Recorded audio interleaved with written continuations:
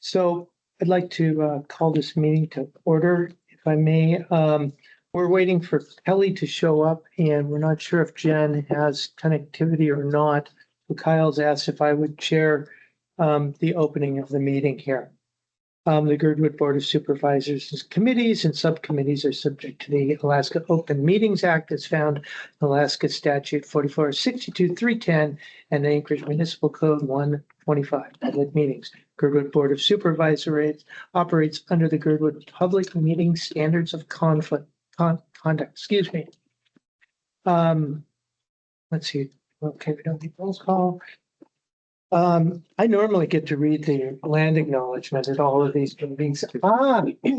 Kelly, you're here. I'm here. I survived downtown Anchorage parking. Oh, sorry for my delay.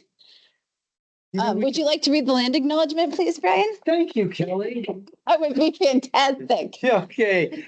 So the Girdwood Board of Supervisors acknowledges the indigenous peoples of Alaska whose land we reside on. The community of Girdwood, situated between the areas known to be Medina and Aluktik homeland, respects the people who are stewards of this land for generations. We commit to the continued stewardship of this land and are grateful to be part of a wider community that seeks to maintain a sustainable use of Girdwood Valley for present and future peoples. Kelly, Kyle had asked me to chair the meeting to start off with. Would you like to chair the rest of it? I would. Yes. Thank you for covering my. I won't use unkind words to myself because we're past that. Okay, so thank you everybody for being here. Are you I'm Bill. the guest of honor? Nice to meet you. That's not. I mean, don't look behind the curtain. The Oh. curtain will only make disappointed. So let's do a full introduction since this is new Girdwood Board of Supervisors people, new Anchorage, and then I'm going to be honest because that seems nicer than anything. Yeah. I actually haven't even made one of these meetings yet. Oh. And so I'm just going to stumble my way through. And it's my first meeting as co-chair facilitating. So I'll just throw myself under the bus for abuse and anything else that comes. So my name's Kelly Ockenick. And yeah, I guess my second year on GBOS. So let's just go maybe start with Kyle. I guess you know everybody, but. Sure. Kyle Kelly, Girdwood Service Area Manager. Margaret Tyler, working with Kyle for the service area. Brian Burnett, Girdwood Board of Supervisors, Parks and Rec Supervisor. Amanda Tuttle, Girdwood Board of Supervisors, Roads, Utility, and Public Safety Supervisor. Nick Cruz, Girdwood Board of Supervisors, just elected this April, Fire Liaison. And I'm supporting Girdwood Housing and Economic Committee as far as supervisor roles go. Excellent. And I'm Bill Palsy. I was the Chief Administrative Officer in the administration for the Liverence administration until a couple weeks ago. And now I'm the Municipal Manager again.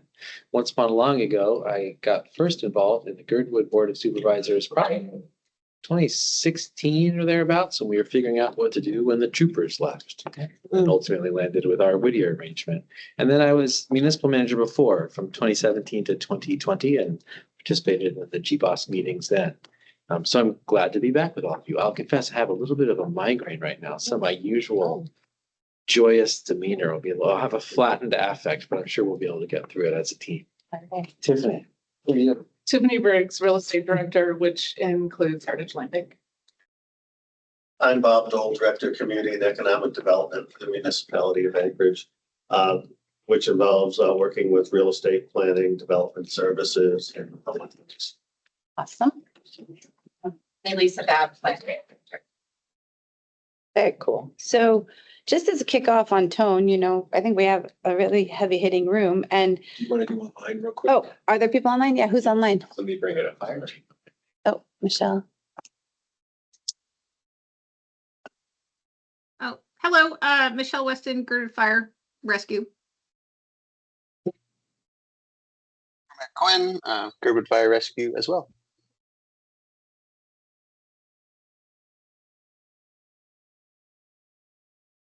Emma Gibney, Land Management Officer for Heritage Land Bank. I'm Jennifer Wingard, co-chair of GBOS. And land use supervisor. And land use supervisor. Is that everybody online? Yeah.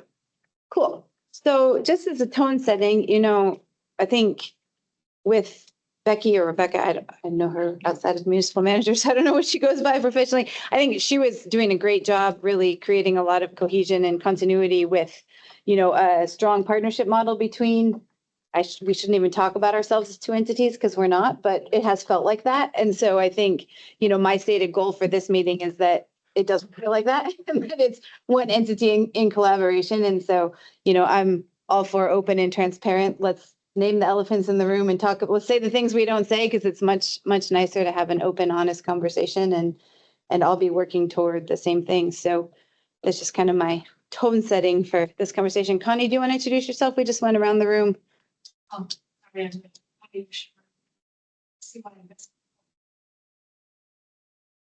Cool. So that's kind of my tone setting on introductions. Moving on. So Jen and I kind of talked about before this, and Jen, I'm going to let you speak to this one, but there was a lot of conversation, I think, in these meetings where progression toward, Girdwood as a second class city, or some sort of something where there's more Girdwood sovereignty within the municipality. So we threw this on here because I kind of organized this agenda to say, hey, what are the big ticket priority items thematically? And then there are some weed items. So just wanted to introduce the concept and really ask Jen to speak to it. But again, from the standpoint of continuity.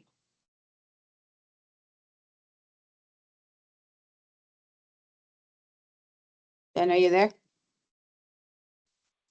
Yeah, sorry, you cut out a little bit. Yeah, do you want me to speak to this right now? Yeah, please. Okay. This is a project that we were looking at and trying to make progress on with Becky Wood Pearson. And the hope is that it will be a win-win, essentially, as they say, because right now the system of Girdwood having to ask permission for everything through the assembly can be both cumbersome and time consuming and just plain ineffective. And so we were looking for a way with the support, as I understood it, of the union administration to simplify things. And the second class city option seems to have some benefits over, say, trying to completely separate. So I'm really hoping to make some progress on that and see what we can do next. But I'm not entirely sure where Becky left it. So I don't know if anyone in the room from the administration can speak to that. But if so, we'd be super interested in hearing kind of next steps and what we might be able to do. Well, this is Bill. I'll say that I didn't get a direct download from Becky on the second class city idea. I know that we had been talking about various things that are somewhat patterned on the practice of Girdwood generally, but also on the northern communities where the Chigakigo River has really come up with, much like Girdwood, some of its own Title 21 things. My initial and uninformed reaction to the second class city bit is it feels like it would be a pretty difficult lift. And I think that would be a pretty difficult lift, just knowing what I know about the ongoing Eagle exit efforts. All of it ends up getting routed through the local boundary commission, who has to approve a petition process with signature collection, and then there's got to be a whole vote. I'm also aware that there is currently on the books a state regulation about detachment that says if you're going to be detaching from a municipality, you're supposed to be creating something that is creating a larger governmental unit, because the state constitution says that there should be a minimization of local government units. And formally, because we're all one unified municipality now, I don't think there's a way to create a second class city for Girdwood without effectively having the muni disunify so that we are unified or some kind of borough with a second class city in the middle of us. So all that is to say, I think we're certainly open to ideas about Girdwood's authorities and functions and preferences going forward. I think that this would be a pretty challenging path to go down, but you sound like you're further down the path than I am, so I'm happy to be more educated. Yeah, I wonder, are you still able to reach out to Becky, or is she severed? She said, never talk to us ever again. No, we can talk. Yeah.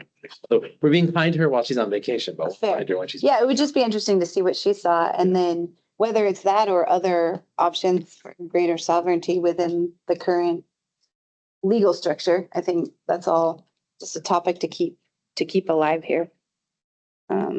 Anybody else have anything to add on that? Or we? I would just like to mention that, may I speak? Yeah. Amanda here, Tuttle, that there's been a lot of confusion throughout our history about what we are. And we are Girdwood State Public Lands that has been either selected or conveyed to the municipality. And as we go forward, thinking about that we are actually two very different, distinct land managements. And that's very prevalent in this discussion. And what I fully believe is 99% of our issues is because nobody's really understood that. And we proceeded forth being Girdwood as municipal land. And so I think it's as we go through with these conversations, I want everybody to remind that we are state public lands that have been selected or conveyed to the municipality, which means that DNR still has ultimate jurisdictions over our waterways. Jen, were you going to say something else? Yeah, I would just like to say that, well, I certainly agree with Bill that looking at the, Mr. Falsey, that the lift, particularly for something similar to Eagle Exit with Girdwood, is pretty big. We were looking at a compromise in second class city and modeling it after what is working in Fairbanks and North Starborough and in other areas around Alaska, was kind of considered an option and a potentially a preferable alternative to going the establishment of another borough route and all that mess. Because you're right, state regulations make it a very big lift, and we might end up essentially doing to Whittier what has to some extent happened to Girdwood in overshadowing their own uniqueness. So anyway, we don't have to flog this point beyond that, except that I think I can state with some confidence that this is a continuing priority for Girdwood. One way or the other, we have to find a way towards more independence and less having to get absolutely every little thing through the assembly. But I do appreciate the changes that were made with zoning. So thank you. Yeah, and I think the key thing is about how land is used being really important for autonomy. I want to acknowledge that I'm going to move on purely because of time and we have a really big agenda. Because I think we could have a whole meeting about what you just said. So I'm purposely not taking that one. Understood. But your point's well made that we should take it. So I just want to acknowledge that and thank you for putting it on the table. Okay, so kind of just Girdwood priorities at a high level, just kind of stepping back and saying, hey, these are the things that are really on our radar as a board. So really looking at, again, continuity. So there was the official non-residential tax funded projects, but I think there was some creative uses for like the Visit Anchorage and then like an IT tax fund of how can we use those for non-traditional ways. And I think specifically for the Visit Anchorage stuff, it's like anything that's supporting tourism that, you know, meets the criteria. And so wanted to just keep that topic alive as something we're really interested in. And in this meeting, we could float projects for your reactions if you're aware of this. And if you're not aware of this, then something we want to put on your radar as something we want to, you know, be a live part of this conversation and that you would come, you know, ready to speak to in future meetings. So I'll kind of just test the waters on where you guys with this one as far as awareness goes. Right now, we have a process update, but on a substance update. So to review the bidding, I think I actually came as CAO one time to this meeting to do a little table setting on tourism improvement projects. The origin of this is that by tradition, a third of the 12% bed tax has gone to Visit Anchorage for tourism promotion. This year, the contract with Visit Anchorage, last year it expired. So this is the first of our new contracts with Visit Anchorage. And rather than pushing the full 1/3 to Visit Anchorage, we shaved off a small portion, which I think amounts to about $1.5 million this year, which would be for tourism improvement projects. And that was going to be an annual process where through the regular municipal budget cycle, we would program that money. In practice, the way we agreed with Visit Anchorage under the contract was that we would coordinate with them. We'd have some conversations.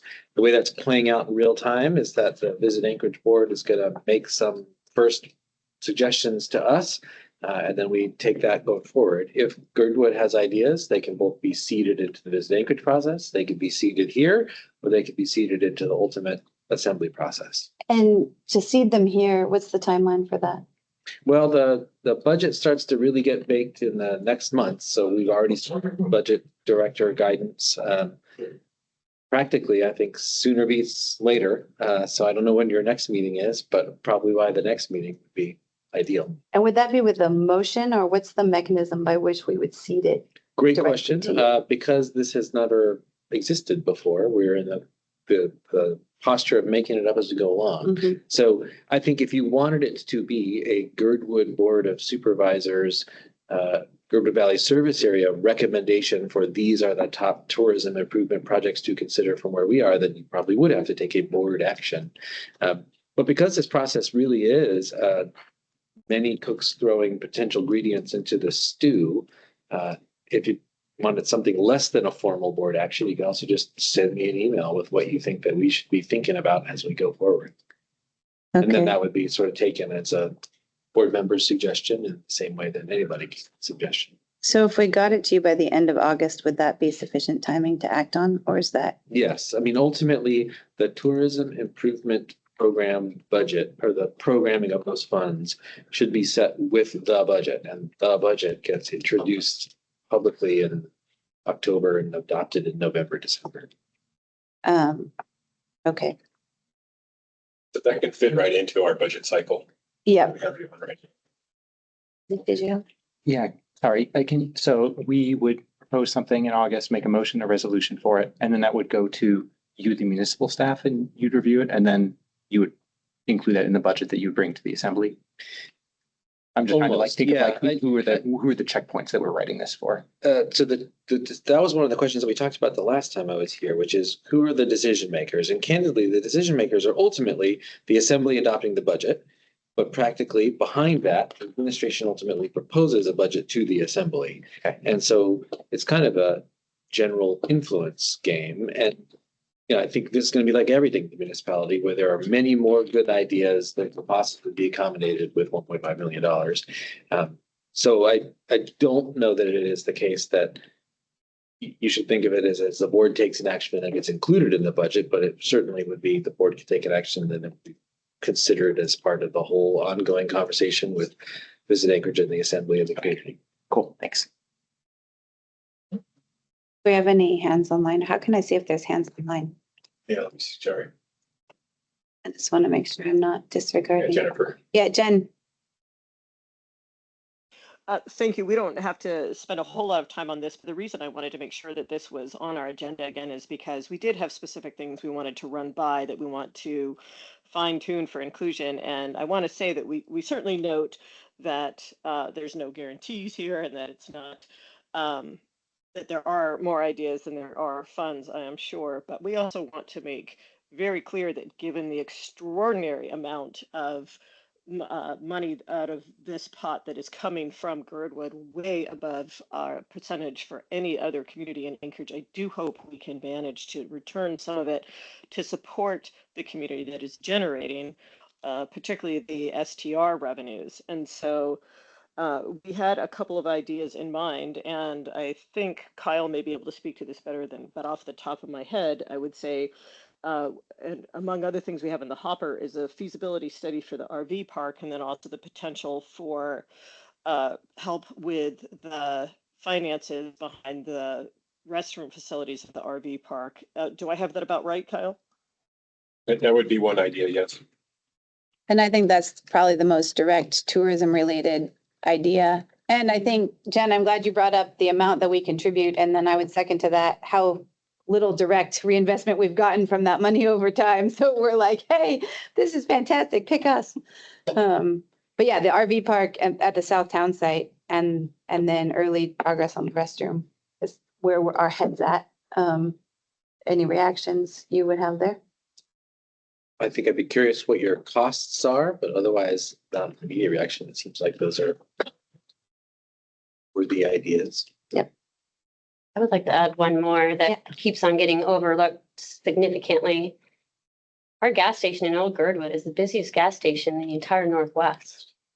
We don't even have a proper egress into our community. I mean, yesterday, as local businesses are taking the impact from all these cruise ships that are coming in, there's only one public bathroom in that entire gas station, and that's mine.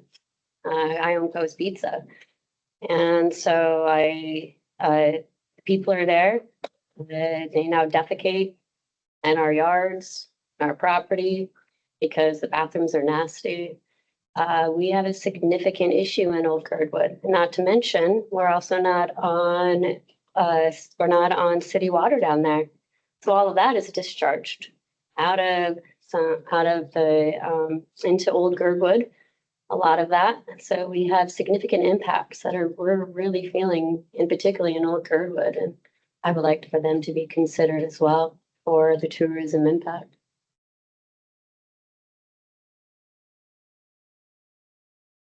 Anybody else have thoughts on that one? Cool, thank you. So the next is everybody's favorite topic, but I think we have the right people in the room and online for this one. So HLB managed land. So probably one of our big priorities is the Orca View project, and Ryan Yell is coming to the next GHEC meeting, which that's where probably the detailed conversation will happen. I would just say in the Holton Hills discussion, we heard a lot of feedback that Girdwood is NIMBY and doesn't stand for something. And this is Girdwood saying, we want development and we're standing for this land being used specifically for workforce housing. And the idea is public-private partnerships so that the funding works. But, and so we just want to name that as one of our priorities and really enroll you in your commitment to housing and partnership with Girdwood. And then genuinely, I think we have a fear, which I always say fear is an intelligent emotion, that somehow it's going to get undercut and sold and taken. And so I would just throw on the table under what conditions you would see it going a different way and what risks we have to this land being used for workforce housing and kind of how we can mitigate those. So anything else anybody would add to that, but this is one of our big priorities. And obviously in the Holden Hills conversation, you saw how important housing is, workforce housing specifically, not just houses, but and so we're really looking for engagement to solve this problem with this land. You look like you have something to say. No, I was gonna look to Tiffany to give the latest on that one. You have a lot of facial expressions going on over there. Processing. All right. She oversees Ryan. All right. So- Yeah, so yes, Ryan is coming out to the August meeting. Just trying to get the dialogue started again now that the plat has officially recorded. It Yeah. recorded July 14th. That document number, if anybody wants it, is 2026-42. And yes, we understand that this is an area that has been flagged for workforce housing, and we're committed to so. We envision connecting with your land use committee to talk about the specifics of how we go about going from a plat owned by HLB to that next stage in terms of just the process to get there. Yeah, and I think we could start that in the GHEC conversation. And then I think the way it flows for us is we could do a lot of the meaty work and then take it to land use, because that effectively functions as our community council. But maybe the sausage making happens, can happen outside of that collaboratively. I don't know, Jen, do you have thoughts on the progression of it through GHEC and land use? No, I think we have handpicked GHEC to know what they're talking about in all of this. And so what has worked out really well is, just as you said, Kelly, is to get the sausage making done in GHEC, and then they present to LUC. And once they hear all the reasoning and background, it usually comes through with maybe minor tweaks, but not big major changes. Cool, thank you. Anything else anybody in the room would throw out on that? I think we have more questions than answers, but we have a momentum to get the questions answered, and I don't hear misalignment on orientation toward it. So that's really what I wanted to test is. I think we have a shared vision. It is that sausage making, as you alluded to make Yeah. that into action. We finally got the plat Yeah, finalized, which that feels like a huge milestone. Yeah. And so thank you for. Yeah. Whatever the right verb is. I like pushing it through because that sounds so, thank you for we felt like for a while there, it was kind of like, it's gonna happen. It's, Right. we're just waiting. All So, things in time. yeah. Well, the timing's perfect because Good. Crystal has a lot of passion for this one and she's like, I finished Little Bears. Now I can give everything to this. So we'll have the full brunt of one of our biggest advocates to help out as well. And GHG's done a lot of thought on this. So I think there's a lot of depth in that committee of process and Yeah. Yeah. So like I said, Ryan will definitely go. If you want me to go as well, I'm happy to do so. He definitely has it on his schedule. So. yeah, I'll touch base with the committee beforehand, let you know if, what the response is there. Okay. Cool. Anybody else on that one? So then Industrial Park is another huge one where the plat was recorded. So I don't know, Tiff, you want to, sorry, Tiffany. Tiff. Friends, you want to give us a quick update on that one, just to orient us all to the same? So also very exciting on that one, that plat recorded on July 14th as well. That document number is 2026-43. It's amazing just to get that plat recorded. It feels like that has been in the works for years. 15 years. Yeah. So staff is going to start working on the transfer of management authority of it's tract B5 would go to the street maintenance for GBSA's equipment. That'll be their dedicated home. Is Kyle singing over there? Yeah. Are you happy? So Yeah. for Parks and Rec, so it's gonna be really good for the service area. Yeah. And then so you'll transfer that one to the service area and then are you gonna put up for bid the others or what's the plan or the vision, I'll say? So the only one we're talking about putting out for a competitive bid right now is tract B4. Is the one right next. That is, I think Ridgetop Builders is in that area. No, nobody's there. Nobody's there. Yeah. Okay. It's empty.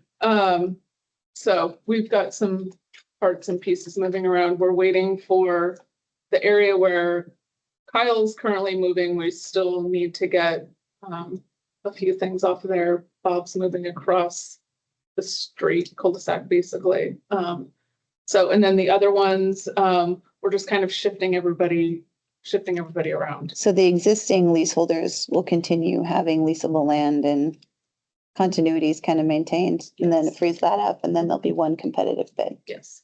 Okay. I have a question on that. So what's the competitive bid process for? Because I know of two businesses, one in particular that went out of business because as an entrepreneur in Girdwood, the businesses need the commercial space, which is really what I want to see going forward, coming from you guys and being dedicated to our community. But I've heard, and who I'm speaking of, Emma and Curtis in particular, had to shut down their business operations due to being kind of left out of the cycle of that competitive bid process.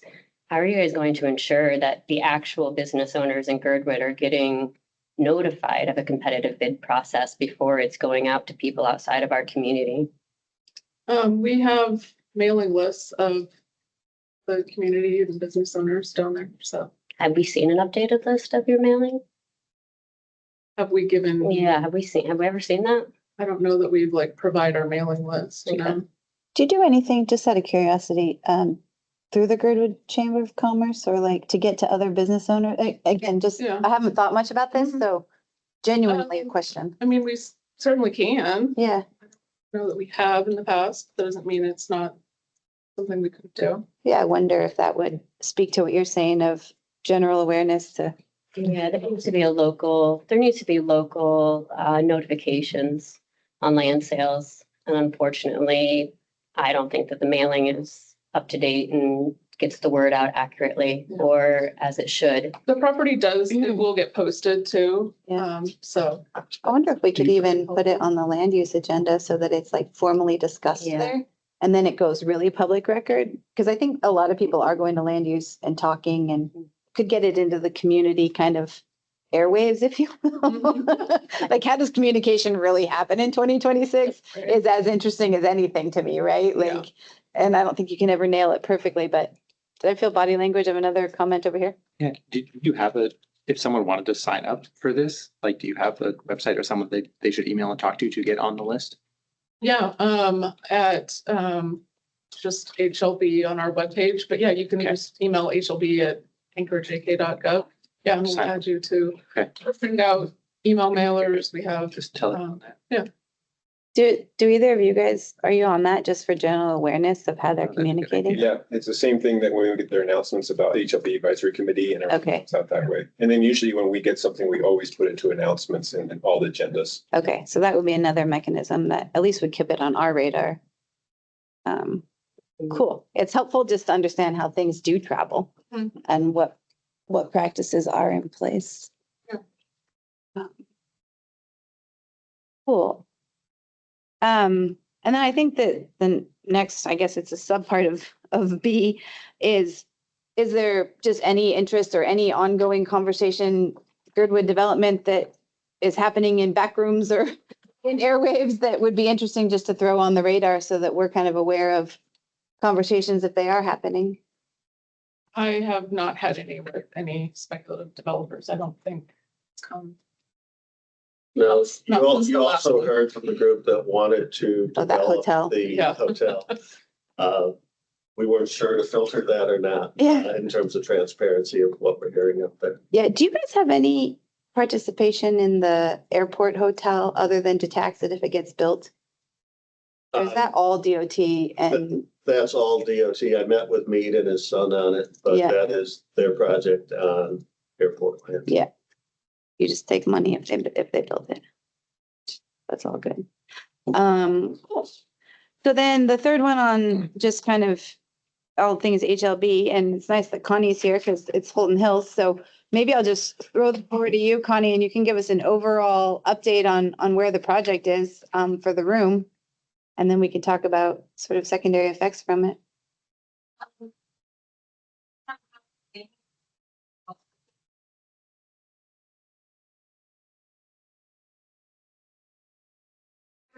Single family and duplex lots plus 2 larger parcels for mid to low density residential units. They have reservation forms ready. We're still trying to figure out how we can appropriately announce it. And obviously with 168 reservations and approximately 40 lots, we want to make sure that we're fair to everyone as much as possible. So we are looking outside to people from developers from the lower 48 to see how it is that they handle more reservations or limits of interest than properties that they have available in the first phase. So Just a question on that. Can I interrupt you on that? Would you be at all willing to consider some sort of structure or I'm going to make a formal request. As you're considering this, looking at who's going to actually live there and if people have, a history in Girdwood, I think our biggest concern or issue is dark homes first and then Airbnbs. So if we can get families or humans who are living there that are going to be part of the community, that's of huge benefit and interest to Girdwood. And if somehow that could be part of your process, if it's legal, I think that would do a lot to build, beneficial relationships between the community and the new development. well, unfortunately, it's not legal. So that's our first consideration is what's legal. We have had several complaints about that. The best that we can do is to design a plan that encourages families. And of course, it's right near the school. So we're looking for a 3 and 4 bedroom floor plans. We are challenged topographically because we have uphill lots and we have downhill lots as well. So they do present some challenges, but we have a variety of single family and duplex lots at various sizes. So Can you do it in the HOA to somehow prevent, to write out Airbnb type stuff so people are disincentivized to buy it as investment? We are following the AO and there was specific conditions in the AO.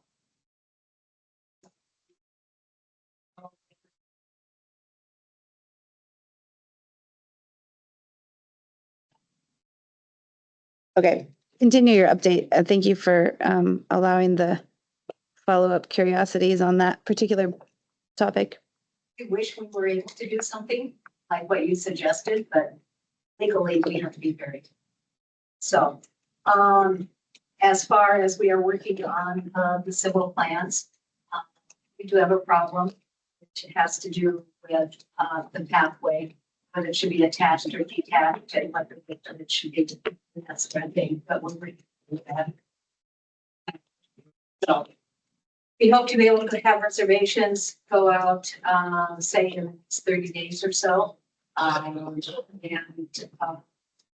The reservation is basically what it does is give the first right of refusal for when the plat is recorded. It does not have a price identified to it yet because we do not have a construction contract.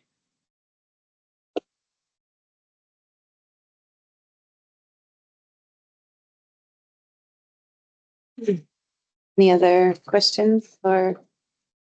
Yeah, just to be clear on when you say STR limitations, according to the AO, is the AO says there are currently nothing in the AO that has anything to do with STRs. I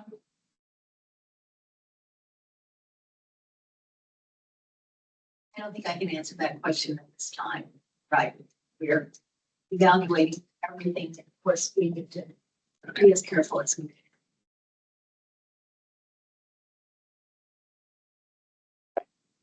I would tell you that as a residential developer, my primary purpose is to create single family homes. I also consider townhouses to be an opportunity for as well. Yeah, and I think I'll just again put it as a request. Obviously working within the legal frame and the language in the AO, but anything you can do to write into any HOA or anything to disincentivize dark homes and STRs and incentivize homes that people live in, that will build a lot of goodwill for the project. And it's definitely our community priority. I can tell you that when it comes to condominium and townhouse development, in order for those types of property to qualify for financing through FHA, VA, and AHFC, we have to maintain 50% owner occupancy, and that is will be audited through the HOA every 3 years. Okay. So the other part, so there's the actual development and then there's the impacts to development. I think my favorite quote from the whole conversations was, "Don't worry, the infrastructure will follow." When we asked about planning and community impacts, we were given all assurances that the infrastructure will follow. And so we did pass a resolution for a traffic study. And then the feedback was, oh, phase 1 isn't enough to trigger it, but really the entire development was enough to trigger it. So just kind of wanted to put back on the radar that answer was interesting, and it speaks to the heart of the problem of the amount of pre-work and community engagement in the decisions. And then now we are dealing with, there's a lot of new construction and a lot of changes in Girdwood. This is going to, enhance that even more. And so we really are asking for the support to step back and look at it, not for the construction itself that, caused some kerfluffles in Girdwood, but we're largely through that. But the actual long-term substantial increase in a whole new neighborhood. So that may or may not have come through clear in the resolution. So just would request that you go kind of look at that again in the context of the bigger picture. I would say in regards to anything regarding traffic, the development agreement clearly states that approximately $125,000 in profit will be set aside for the development, the design or the secondary press up to appropriate. And at that particular point in time, a traffic study will be Do you know the timing for that? It comes from the property in the first phase. Is that on your guys' radar to be carrying through, or is that? Once we have the profit from the first phase to fund it, scope it, yes. And would that be specific to the egress, or would that address the larger picture of actual traffic exacerbation in town and things like the Alaska Highway? I don't believe it was envisioned to be that broad. Yeah, and so that's what our resolution was written to, was really looking at just the overall implications. And that is still a concern that we brought up at the time and kind of remains unmitigated. So still one on our radar. We had one more piece of public infrastructure of high concern is our water treatment facility. Even our 1995 Girdwood area plan states that the water treatment facility was at capacity in 1995. And here we are, 2006, and it's never been updated and it's completely out of compliance as of today. And I have significant concerns, particularly being downstream of an out of compliant water treatment facility. And mind you, everybody is on private wells downstream of the water treatment facility. And it's the largest percentage of full-time residents that is downstream from the water treatment facility. And that's AWWU, right? Correct. Because they came and did a presentation, I think, within the last year. I'll look at about updating the wells and moving it, and that's just the wells. This is actually the release okay. of the treated water back into the riparian zone that's located like southeast of the facility, right along the Glacier Creek embankment. Okay. When you walk along that south fence line, you'll see. So that's another piece of impact to just keep on the radar. Yeah, and I asked DEC, I actually put in a request to Department of Environmental Conservation for analytical results that have been completed in our valley, and there's been none to date. So I am attempting to initiate a water treatment water study because I have significant concerns about private wells downstream from an already inundated water treatment Which kind of goes into the next item, which is the watershed study overall. And again, I think it's moving through the appropriate channels. Yeah. And so really just wanted to put it on the agenda here to name it as one of the top priorities and people are watching. Not necessarily that we're solving it here, other than to name it as a priority and make sure it's on your radar as one of the things that we as a board are committed to moving forward. So I don't know if you want to say more to it than that. One more thing to it on the significance of this, because I think that a lot of people grotesquely understand the impact of a watershed management plan. We are a temperate rainforest in Girdwood, the most northern rainforest in North America continent. And we have never had any watershed data collected in our valley since 1978. And the only water study that's ever been produced in Girdwood was produced in 1969 by the Army Corps of Engineers. We've had unprecedented upstream urban development, commercial and residential. I mean, even an entire ski resort's been developed since 1969. The entire Glacier Creek watershed, which is 69.5 square miles of temperate rainforest, is constructed at a bridge that was built in 1917, which was the first federal bridge that was ever built in the state of Alaska, or if not the first, one of the first, at statehood.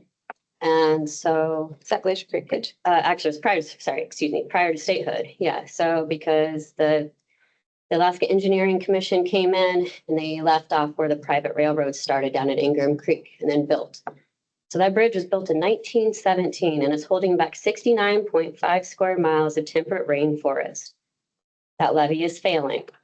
It's never been maintained. It's low, it's eroding, it's overtopping. We really need to understand our water. We have 6 navigable waters in the Glacier Creek Valley. 2 of them have never been identified on any map, any policy document, or any land use study to date. We have major issues. And I want people to understand, so like when we're having this, particularly why I, as business owners and the other businesses in the shopping center have been yelling so loud, is because you're installing upstream development at our risk. It's my business, my land, my home behind that levee. It's also Northwest's entire busiest gas station. We really have to prioritize this water. Water is a utility. it must be managed. And so it needs to be, California Creek, we've had a significant rain.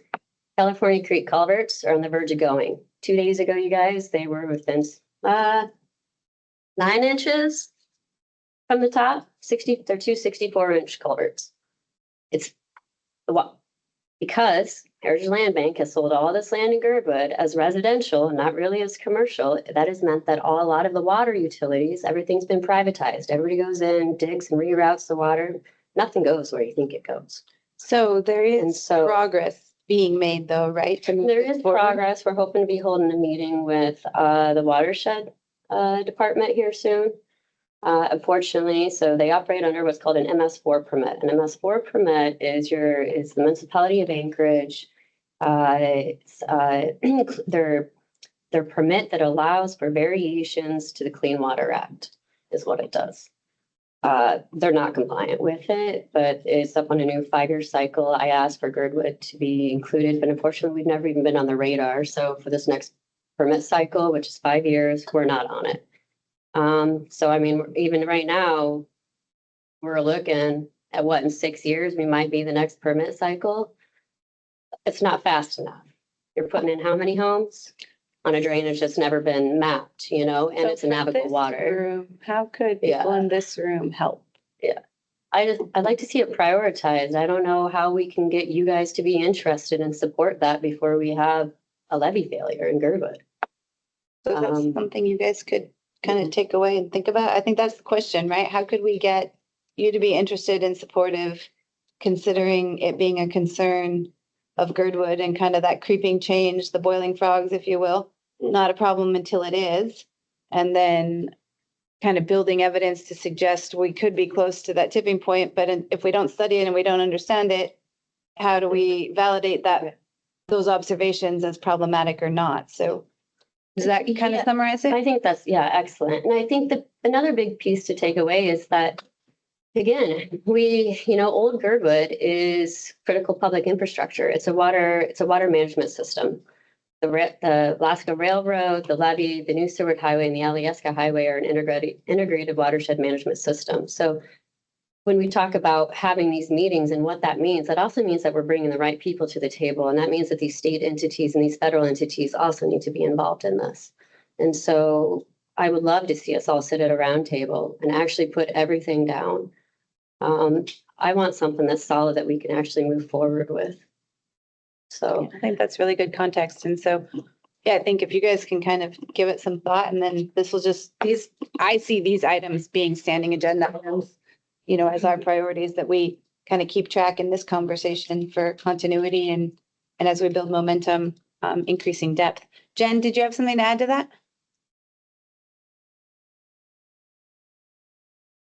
Not exactly, but I just wanted to point out that we're running a little tight on time, and I don't. Speaking of ongoing priorities, I want to make sure we hit the fire department. Yep. No, moving on to that right now. So, want to take that one away, Nick? Sure. So I think this has to do with, as I understand it, a previous agenda item on intergovernmental contracts with the fire department. And I believe we made prior requests as to the reason for some of those, but I think Chief Weston is still on. I think she can probably speak to that better than me. Can we go for it, Michelle? Yeah, sure. Hi there, Michelle Weston, Girdwood Fire. And I did make a graphic for today.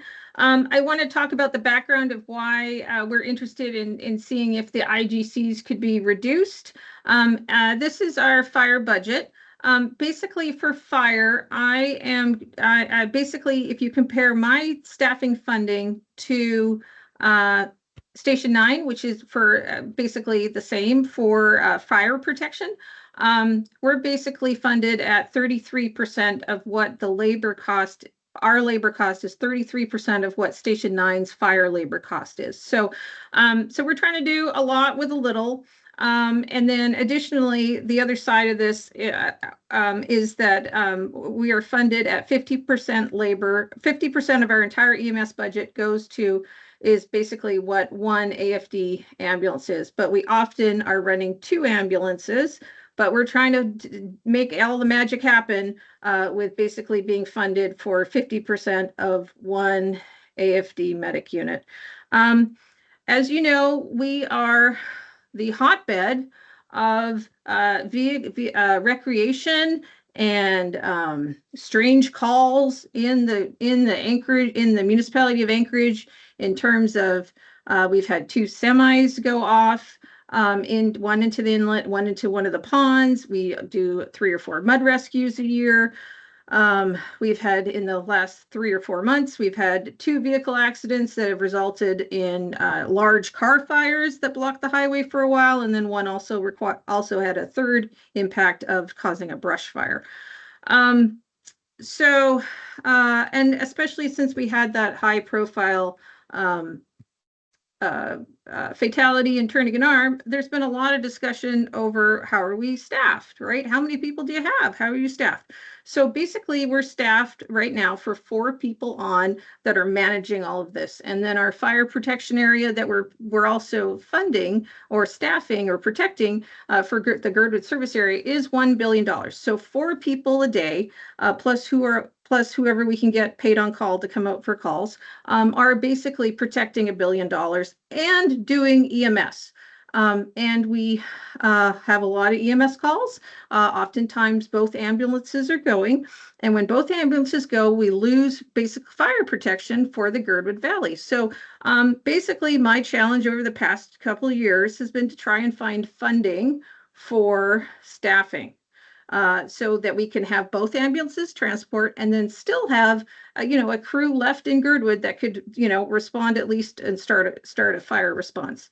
Or whatever the next disaster du jour is that happens. And so, first I try and be self-sufficient and look to fix the problems myself. And so what I've done is I applied for a rural health grant to staff the 2nd ambulance. That was deferred. It was deferred. And then we also we've been applying for Fire Act grants to try and Safer Act grants to try, well, I should say Safer Act grants to try and get staffing. And then the other thing you should know is that the morale in Girdwood is really good. The fire department has really good morale. We actually have people that want to work for us and want to take paid shifts. And so we're at this interesting point where we have people that want to work for us, but we don't have the funding to put them to work.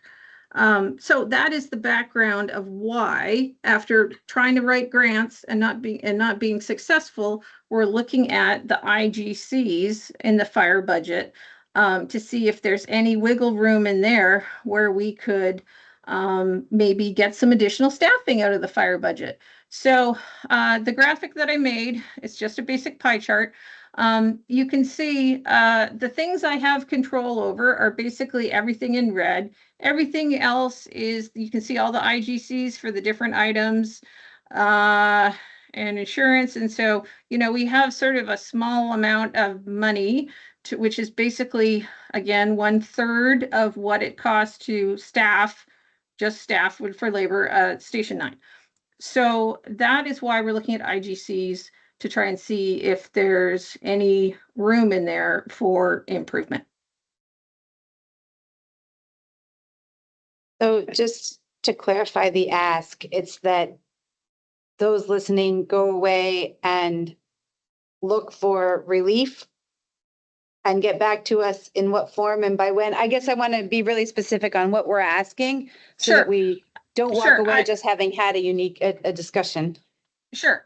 So there's a number of asks. The first is I am going to be asking for more EMS funding for Girdwood for 2027. And you should know that when both ambulances transport from Girdwood, it also impacts AFD staffing, because then they have to try and move vehicles, partway down turning an arm if they can. So funding, an investment in funding in the Girdwood ambulance, more funding for EMS in Girdwood is a good thing. And it also relieves some of the pressure on AFD. So I just wanted to bring up that.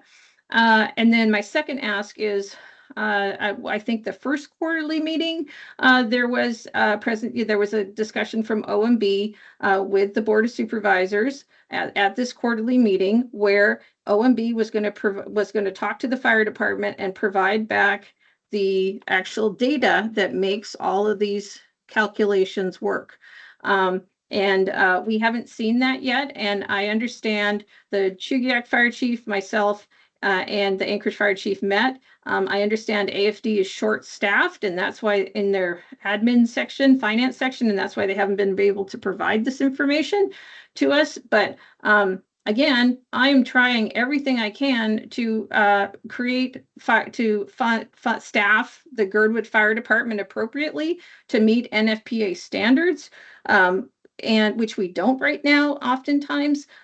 So I just need help. So I just need the municipality to tell me also, what is the expectation for fire and EMS coverage for Girdwood? So I heard two explicit asks, which is asking for support for greater EMS funding in 2027 and to work with AFD and OMB to give clarity to the IGCs as was promised in the first quarter meeting. Correct. And as I understand it, Michelle, like that's important for as we are setting our budget in the next couple of years. So should we try and ask to have that in a month or something? Well, I think in the first meeting, they said they couldn't, at the second meeting, quarterly meeting, I think the municipality promised that they'd have it to us by September, but that's frustrating because obviously right now we're in the second budget work session on Thursday, and there isn't any information here, right? So I guess I have to assume that, I don't know. It's just frustrating. I need help to find funding to staff the fire department and to staff EMS. Kyle, is there anything you would add? We can go back to OMB and have a discussion directly with them about the IGCs and see, the IGCs did come down from 25 to 26. So there was a decrease in that. And so I can work with Michelle to go back on that. And I think through the GBOS process, for the budget, we can also, GBOS can make the request for an increase in EMS funding from the area-wide fund for 27. So those two things can happen, work through that and be that way. Any reaction you have to it other than? I have a lot of different reactions, but I think I agree with everything Kyle just said. I think this was mentioned to me by Chief Schrage in our first meeting, which just occurred last week, because he's been out for some amount of time, just came back from vacation. So I will try to help work this IGC issue. I am curious as to whether the EMS funding would result in a contract amendment or if that is just a budget process, but there's more homework for me to do on this front. This has been sort of a long and ongoing challenge, and also you have some alignment with Chugiak Volunteer Fire Department, who is also interested in interrogating these issues and figuring out how to do this. I'll say, for this group, and maybe for the benefit of some relatively new members, the inherent challenge here is that fire dollars are levied by service areas, emergency medical response dollars are levied area-wide, and then we, the grand municipality, pay Chugiak and Girdwood area-wide dollars to cover the EMS contributions. And that allocation is a little bit problematic and upside down too, where if we were going to true this all the way up, at least the lore has always been, we should be collecting the dollars differently, meaning we should be collecting more area-wide dollars for EMS and fewer fire dollars. But that has, if you were to make that change, has a real outsized effect outside of the Anchorage Bowl. In the Anchorage Bowl, it wouldn't make much of a difference to Anchorage taxpayers, but it would mean a meaningful increase in taxes outside of Anchorage. So it is in the category of unfinished business for the municipality, but at least on the IGC question and the mechanics of how this could happen, I can certainly take those two pieces away. I want to acknowledge time. Are we hard stopping at 5 here? Because if so, we're hard stopping at 5. And if we have a few minutes, we could lightly touch on the last two items. So I'll just look to the room. Fine, we can keep You guys have 2 minutes? 10-minute extension. 10-minute extension. I'm going with consent here. Robert's rules. I see. Okay, so we don't need a deep dive on it. Jen, do you want to talk through, or is anybody else? I mean, do we nail the fire department stuff?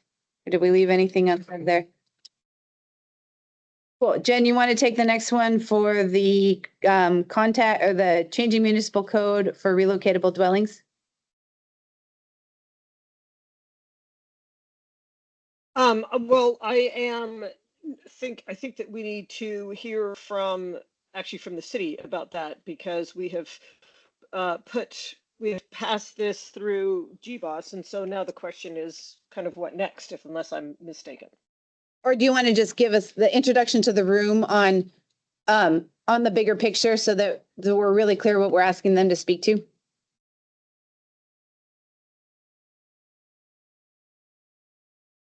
Sure, we passed a request to change our Muni code in a couple of different areas. I believe it was GC, is it GC8, GC5, in order to allow relocatables. Yeah. And so the question is, now that we passed that approval internally, what's the next step to formalize it? We got the right person. Yes, however, this is new process to me, so I think we're all making it up as we go. Oh, yeah. Bit. That's good stuff. So I think that the next step would be to propose the actual code change. And so we'd be happy to review a proposed change to install and provide feedback on that. And then also along with that, I would suggest that you consider what's in your comprehensive plan. And just make sure that your comp plan, that this code change is in alignment with your comp plan as well. And if it's not, then there's an opportunity to update the comp plan along with the change. Pretty sure Help with that. we addressed that in the actual review of the change to make sure it was aligned. And that's why we took one of the items out, because there was a gray area of alignment. But I take your point that deserves a double check. Jen, does that, or go ahead. Yes, that I just wanted to say, Kelly, I think you're absolutely right. We did have a quick legal review to the extent that we're capable of doing so, making sure that it from our understanding, complied. So thank you for the reminder, but we think we've checked that box. So the next steps probably would be, we would be available to do the review, make sure that the code change itself, but it'll align with what exists in Title 21 regarding formatting and references and so on, the technical details of it. And then we can assist in moving that code change through process, the municipal process, which would include going to the Planning and Zoning Commission and then to the Assembly. Should one of the supervisors work directly with somebody in your department or with you? Let's start with me Okay. directly, and then I can assign the appropriate person in the department to me. Just grab your info after this meeting. Sure, of course. Cool. I think that completes that one, unless anybody in the room. Okay, then these two AOs kind of came up, so it's really just context and information. So 2026-89 and 93, which is looking at tax abatement for first-time homeowners and encouragement of mixed-use development. So let's just tell us what we don't know here and maybe share how we could leverage the opportunity. So both of these tax abatement AOs are designed to enable the buyer and then owner to have more money available for the actual purchase of the property by providing 10 years of tax abatement from just the the value of either the residential units in the conversion or for the building itself in a single family home buyer. They would still pay the other taxes on the land. Also, it's only for the municipalities portion, so you still have to pay the school district. Because you have an elected board with GBOS, this would not, you could also opt to waive out if you did not want to take advantage of this tax abatement. But basically we took the average price of a house as a home purchase last year is the amount we came up with of 496 grand. So provided the either the condominium in the converted building or the first time home buyers new home was below that 496, they would not pay property taxes on that basic part for 10 years. So it's the part below the average that they wouldn't pay They on? would pay up the whole thing. Okay, Yeah, if it's more than 496, they would not qualify. Our goal here was to increase the pool of eligible home buyers. It was not to give a break to someone buying $1 million house. even if it's their first house. Even So a first-time home buyer buying a home at less than the average price would be eligible for this tax yeah, abatement. I believe it's up to or less than, but Yeah. here we're talking about. Yeah, And that was our goal. We also believe by setting that limit, we limit inflationary or just price pressure on the housing market also by not encouraging just escalation because they don't have to pay property taxes on it. would you be open to something like using a Girdwood average for Girdwood exemptions? Because I'm not sure what you can buy in Girdwood even now for less than 400,000. You know, like our condos are like unreasonable. I wonder if that's something we could investigate because our housing is We have so one home in the unreasonable. market right now under four, and it's 469,000, and it's a 0-bedroom. This, for the first time buyer, we're not expecting them to get the 6-bedroom on 5 acres, obviously. I think many are going to find themselves in a townhome or condo at that level. However, I need to honestly with this one, check with some internal feedback, particularly the assessor, because the assessor is the one that's going to fall on figuring out what we can manage Yeah. calculation wise. That might be something that we could take on as a board and write a resolution simply because we still need people to buy homes in Girdwood so they can, you know what I mean? And our average price is materially different. So that's really good context. And anything else, questions people in the room have? Or Jen, you had one? Yeah, just really quickly, what intrigued me about this is one, as already mentioned, the higher cost within Girdwood for the potential for a first-time home, but also I understand that maybe Eagle River is opposed to this given the outsized effects potentially on our budgets. With a tax break of this kind, I'm not sure that it would affect us to the same extent. And I don't know if there's any way to get that data, but it strikes me that I don't know if the Girdwood market has as many first-time home buyers in it. And I also wonder if this is something that Girdwood should either try to opt out of completely or try to tweak to our market requirements. I don't know that we would have the same concerns as Eagle River about the hits to our budgets, but then on the other hand, I also don't know, like, I guess our question, I guess one of my questions is, one, is there any way to get any kind of data about the effects, the potential effects for Girdwood? And two, do we have any wiggle room on this, or do we just either opt in or opt out? So looking at Alaska statute 2945050 Amazon Mike, it is an opt-in or opt-out. If you choose whatever final version the assembly comes up with is unacceptable to GBOS. And that's kind of a take it or leave it. However, in the legislative process, if we can find a acceptable middle ground there for a different valuation for Girdwood. I can't speak for the administration on something I just learned about. That's something we'd certainly take a hard look at. In particular, would want to know also where your assembly members stand on it going forward. But that's certainly something we can look at. In terms of the impact, a lot of that is forecasting how much growth you expect in that sector at those numbers going forward. And also, it is 10 years of not receiving tax revenue. After that, though, you get the full, whatever the appraised value is of those properties in 10 years going forward.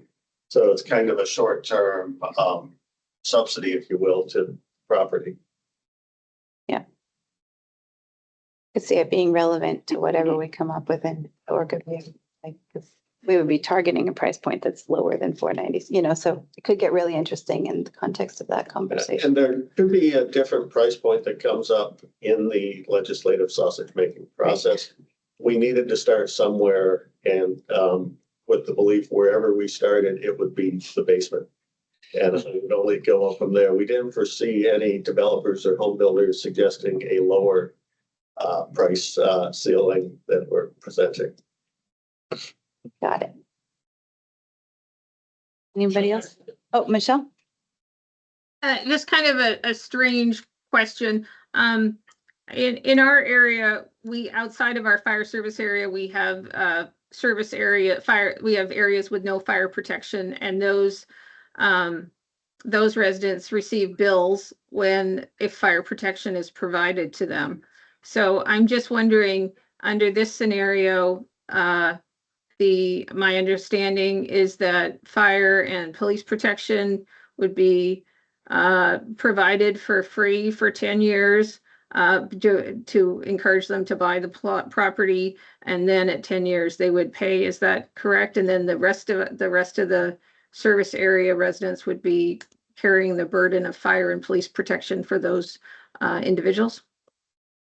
So, Michelle, I'm catching up with trying to visualize. So they're not paying anything now. Is that correct? They're basically they're basically paying it on a implied contract or basis, but if that's my understanding, I want to run this by the lawyers, but I think you would continue your current billing practice. I think she was making an example that they service people outside the service area, and then they pay a bill. But I think, Michelle, your question is that people would move into Girdwood under this program and not pay taxes for service area for the first 10 years. And that is correct. Yeah, correct. And the other, the outside service area thing, that's an ordinance, right? And that's billed by the municipality, but I can see that might raise some questions by those people who are already upset that they have to pay when we come, even though they're outside of a service area and don't pay fire taxes. So just FYI. Inside the service area, we've asked for more information from our legal staff about the effect of your board being appointed versus elected for your fire service area. It's clear cut that if it's elected, you could waive out of that this provision altogether. If it's appointed, we're still researching it. But I think that goes back to Jen's request for information on how big of an impact we expect it being on our tax revenues collected, so that we can. I guess it'd be low. Yeah. Especially at this number. At this number, it's yes, negligible. Most houses are coming in. Yeah. Well above that. Yeah. And I know several assembly members are interested in increasing it, so I think we need to get closer to where it lands in the legislative process. That's what we can do today. Yeah. Yeah. Cool. Well, point of, I guess, order, public comment. I think we've heard from everybody. Bonnie, you're the only public member here, but you've also spoken. So thank you for everybody's time and attention and input, and really appreciate the support and engagement. Thank you. So I guess I move to adjourn, or I'll take a motion or whatever. We done, friends. Don't sign me up for official nonsense.